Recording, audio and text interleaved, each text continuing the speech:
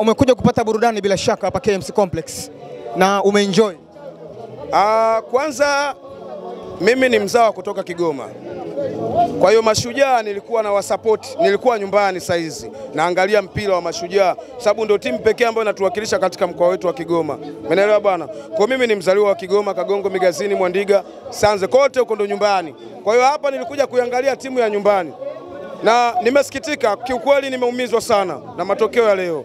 Na imedhihirisha wazi kwamba tayari sasa vilabu vyetu vile ambavyo viko vilabu vile vidogo, niseme ni washauri tu, usifanye maandalizi yoyote, usifanye usajili wa aina yoyote, kuhangaika kumaliza pesa zako, kutumia pesa zako nyingi ukaenda Nigeria, Kongo, Ghana, wapi kutafuta wachezaji. La hasha, achaneni nazo hizo issue, kwa sababu unafanya usajili mkubwa kwa lengo la kuja kucheza mpira, uonyeshe kiwango kizuri, ufike mbali, lakini kumbe kuna watu ambao wapo kwa ajili ya maslahi ya timu fulani.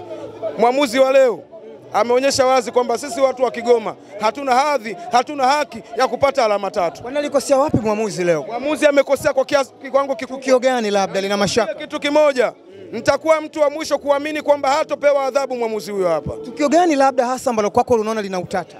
Tukio la kwanza lililosababisha vurugu ni la kumpatia golikipa kadi nyekundu. Umeelewa? Kadi nyekundu kwa golikipa ni kadi ambayo haikuwa sahihi. Umeelewa? Golikipa amepewa mpira, wakati golikipa anapewa mpira, ndani kuna mpira mwingine umeingia. Aliyeuingiza ule mpira ni nani? Kwa hiyo referee alitakiwa kumpatia adhabu mtu mwingine, sio golikipa. Kwa hiyo moja kwa moja unaweza ukaona kitu alichokuwa anakifanya. Na mimi nataka nikwambie, tawarudisha watu nyuma kidogo. Marefari wanaochezesha mechi za Simba wakiona mtu ambaye ni kikwazo kwa Simba, huyu lazima acheze umeme.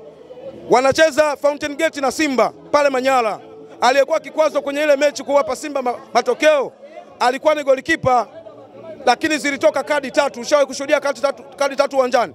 Alipewa njano ya kwanza, mchezo unaendelea akapewa njano ya pili, akapewa na nyekundu juu. Kwa hiyo kwa mara ya kwanza nashuhudia kadi 3 zinaonyeshwa kwenye uwanja mechi ya Simba. Kwa hiyo marefari wanatuharibia mpira. Niseme tu ukweli kwamba marefari wanatuharibia mpira. Acheni kuwaonea hivi vilabu vidogo vidogo. Acha hivi vita, nipambane mimi na mkubwa mwenzangu. Mimi ambaye najua yeye njia zake ziko wapi na mimi zangu ziko wapi. Hao watoto wadogo mnawaonea. Dhambi kubwa refari kapata siku ya leo. Lakini zile penalti ni halali. Hakuna penalti ambayo ni halali. Nataka nikwambie kitu kimoja. Unajua maana ya mpira umemshika mtu au mtu kaushika mpira? Wanasema wataalamu ball to hand, hand to ball. Umeelewa?